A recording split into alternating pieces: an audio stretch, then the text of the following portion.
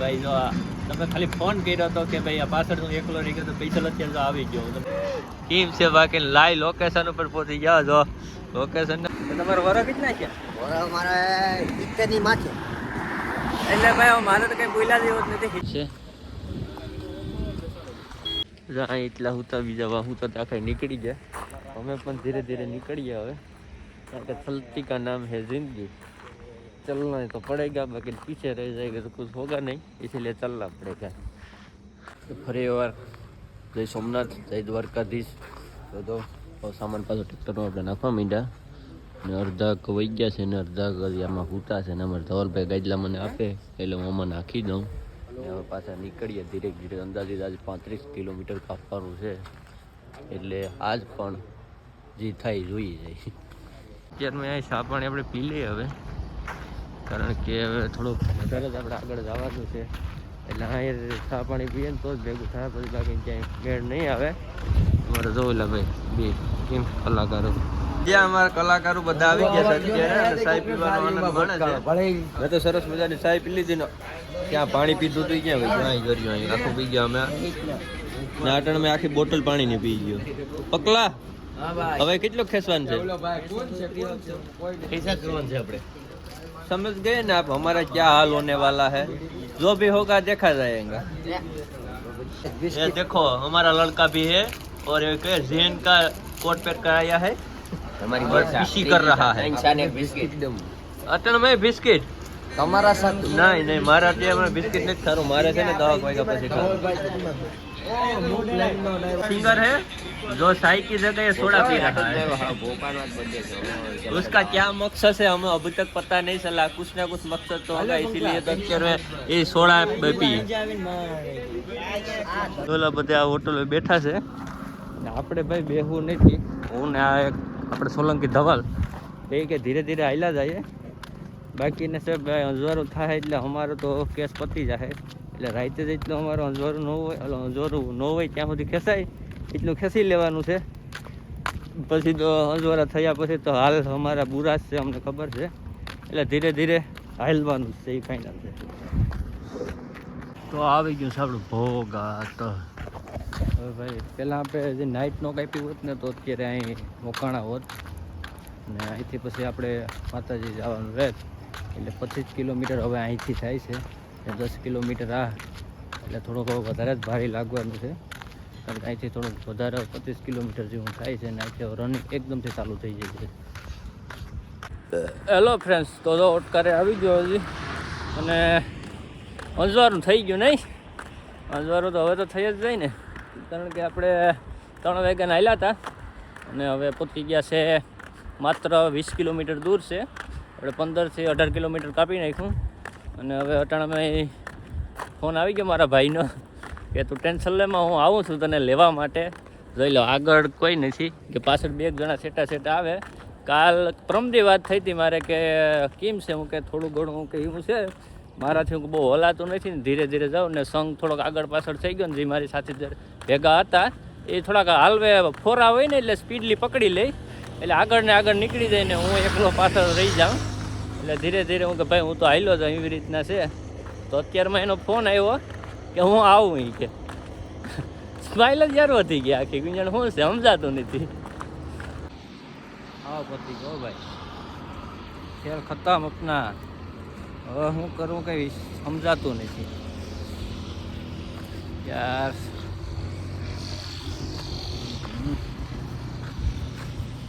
High low જાવ તો ધીરે ધીરે એટલું ભલાય એટલું એક પગમાં બહુ હોજો આવી ગયો આ કોઈ નામાં સમજાણ હું છું કંઈ સમજાણું નહીં હિરેન મિત્રો આપણો સાથ છોડીને ટ્રેક્ટરમાં વયો ગયો એવું ન હાલે હે સાથ છોડીને ટ્રેક્ટરમાં ન વહી જવાય ને તમારા અંશુમાનનું ટ્રેક્ટર જોઈ લો લાગે ને કાનુડો હા સરસ મજાની એવી ફિલિંગ થાય કે આમ બેસી જાવ પણ ભાઈ બેહાઈ નથી મારા વાલા દ્વારકાનો નાથ એમને થોડો આવે એનામ કંઈક હશે એટલી કષ્ટી આપતો હે ને ભાઈ એમને તો ન આપે તો થેલો આ લોકોને દઈ દઉં એટલે હું કષ્ટી મુક્ત થોડોક થઈ જાઉં પુલ છે ને ઉપરથી જવાનું છે ને નીચેથી જવાનું છે બંધ છે કે ભાઈ કંઈક સાધન લઈ જવાનું નથી તો હાલીને તો જઈ શકાય ને મારે એટલી નથી તે વળ કે ભાઈ હું ત્યાં ઊંચો થોડી આવ્યો હેઠા હેઠા હેલા જાય.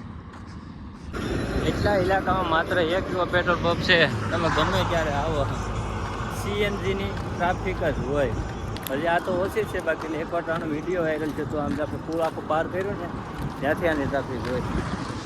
ને વધારે તમને અલ્ટિકા જ જોવા મળશે ને ઇકો CNG લવાર્સ છે.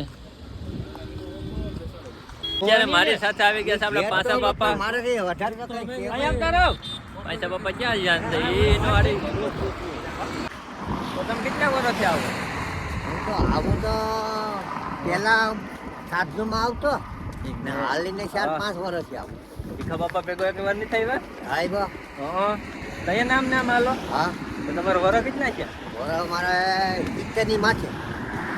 એટલે ભાઈ મારે તો કઈ બોલ્યા જેવું જ નથી. 70 વર્ષે આવું હાલે તો આપણે તો અત્યારે આમ છે. હાલો બાપુ હાલો. હું તો કહું વધારે હે? વધારે હોય વધારે તો ઘણું. 70 તો નોર્મલ કે બાકી એના વધારે પણ વર હોઈ શકે.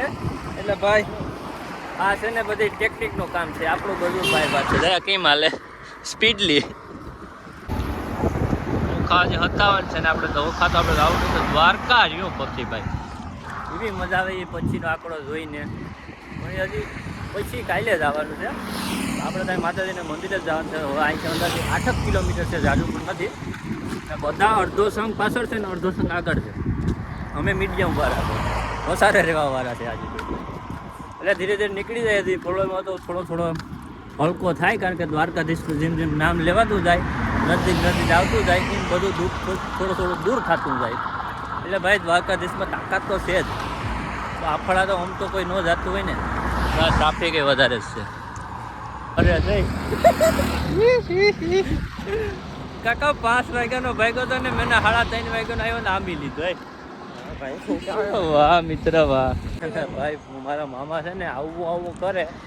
હવે કે કાલ તો કહેતા હતા કે આવવું કે નહીં ખાવું, પણ હવે આજ જોઈએ હવે ક્યાં આવે કે ન આવે.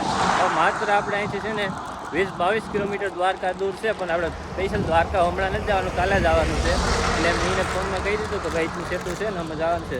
તમારે હરેશકુમાર કંઈક નાસ્તો લઈને આવ્યો તો અમે નાસ્તો કરી લઈએ. આજે તમે વળાંક દેખો એને આજે અમે છે ને શોર્ટકટ કાઢી ને આમ જવાના છે. તો આ છે ને એમાં કારણ કે છે ને એટલું એક આપતા મન નથી થતું ને આ આપણે મીઠાના રણમાં જવાનું છે. આ બાજુ જો દેખાય આખે મીઠું રણ છે એ બધી છે. એટલે અમે આ રેલવે ફાટકના પાટા છે ને ત્યાંથી વયા જવાનું. તો એ જમીન કેમ છે એકદમ રૂ જેવી. જો પગું અમારે ખૂટતા છે, હાલવાની મજા આવે. કંઈક બધી હાલી ગયા આમાં આ રેલવે ફાટક છે, આની ઓલી કે મીઠાની ખાણી છે. એટલે ધીરે ધીરે નીકળી જાય અમારે હવે હરેશભાઈ કે પાછળ. તો દ્વારકા માત્ર ખાલી 17 કિલોમીટર રહ્યું ભાઈ. એ મજા આવી ને. હવે આખો ઠાકોર ઉતરી ગયો એટલે દુઃખે એ તો હવે નો જ કહેવાય, કારણ કે એ જે સમય હતો એ તો બહુ ભયંકર હતો અમારા માટે. હવે થોડો અંધારું થઈ ગયું એટલે મજા આવી ગઈ. હવે ખાલી અમારે અહીંથી 1.5 કિલોમીટર સુધી જવાનું છે. ત્યાં અમારે આવડ માતાજીનું મંદિર છે ને ત્યાં નાઇટ રોકાવાની છે. પછી સવારે સીધો ઉઠીને જઈ દ્વારકાધીશ. પહોંચી ગયા ભાઈ આવડ માતાજીના મંદિરે. અમારા હિરેન જઈ લે. વાહ મિત્ર વાહ, સુકૂન મિલા, ઇतना સુકૂન મિલા. પગો દેખો ચલા भी नहीं जा रहा है. આ જરિયો ધવલ એ જો ભાઈ તો મિત્રો કોઈને એના પંકલો ને વાહ ભાઈ વાહ. હે તમારી વાટ નો જોઈ ને? ના ઓલો ભાઈ આજ દગો કરી ગયો. જો આ ભાઈ મિસ્ટર ધવલ. હા માતાજી છે ને ચાર્જિંગનો થોડોક વધારે પ્રોબ્લેમ છે. એટલે જો અહીં બધા સર્કલ કરીને બેઠા છે ને હું અહીં ચાર્જિંગ મૂકવા આવ્યો છે ને આ બધા જો આજ આવી રીતના બધા ગોઠવાઈ ગયા છે. હજી અમુક લોકો આવે છે ને હજી પહોંચી ગયા ને એવું થાય છે. ને અમારા ઝોરા પરિવારના ભો બાપા શ્રી અત્યારે હાજર થઈ ગયા છે આપણા આવડમાં. અહીંયાથી ને સીધા ચાર્જિંગ કરવા માંડ્યા. એટલે બીજું કંઈ નહીં, ચાર્જિંગ સીધી કરવા માંડે કેમ બાકી નહીં. તો ફાઇનલી ભાઈ હવે એ થોડાક નજીક પહોંચી ગયા છે. આપણે તમને વાત કરી હતી પ્રમાણે કે ભાઈ મારા મામાને આવે છે, મારો ભાઈને વિપુલને. તો નજીકમાં પહોંચી ગયા. 2-3-4 ફોન આવી ગયા કે હવે કે તારી લોકેશન નાખી દે. મેં મારું લોકેશન નાખી દીધું. એટલે હવે ટૂંક જ સમયમાં પહોંચી જાય. જોઈએ કેવું આવે. અહીં જો પીડા લાવીશું બધા. ફાઇનલી જો એ ગાડી લઈને આવી ગયા. નીચે લઈ જાવ એને કે ત્યાં હું ઊભી રાખી. તો જો વાત કરતા હતા એ પ્રમાણે મારા મામા આવી ગયા ભાઈ. ટીમ છે બાકી લાઈ લોકેશન ઉપર પહોંચી ગયા જો લોકેશન ને બધી લઈને આવ્યો હો ભાઈ વાહ મામા આવ વીરે હાય બધાય માડી એ આ સરપંચ સાહેબ ઓહો કેમ છે શું છે મજા સરપંચ સાહેબ આડે મળી લીધું કેમ ગયો મારો ભાઈ આ સુભાષ ને ક્યાં લા નીકળ તો ખરો જો મારો ભાઈ આવી ગયો મને વાત કરતો તેરી પ્રમાણે હું બધી સ્વાગત મહિને ઉભો પણ આવી ગયા છે હાલે તો પકડ દો આવી ગયો તમને કહેતો હતો એ પ્રમાણે કે ભાઈ જો આ તમે ખાલી ફોન કર્યો હતો કે ભાઈ આ પાછળ હું એકલો રહી ગયો તો પૈસા અત્યારે તો આવી ગયો હું તમને કહેતો હતો પૈસા લેવા આવી ગયો ક્યાં ગયા મારામાં મને આ વિપુલ ને લઈ લે સુભાષ ને કેમ છે તમારે શું હાલ છે અમારે શું છે સુભાષ તમારે આપણા વિપુલભાઈ પંડિત હા પૈસા લેવા માટે આવી ગયા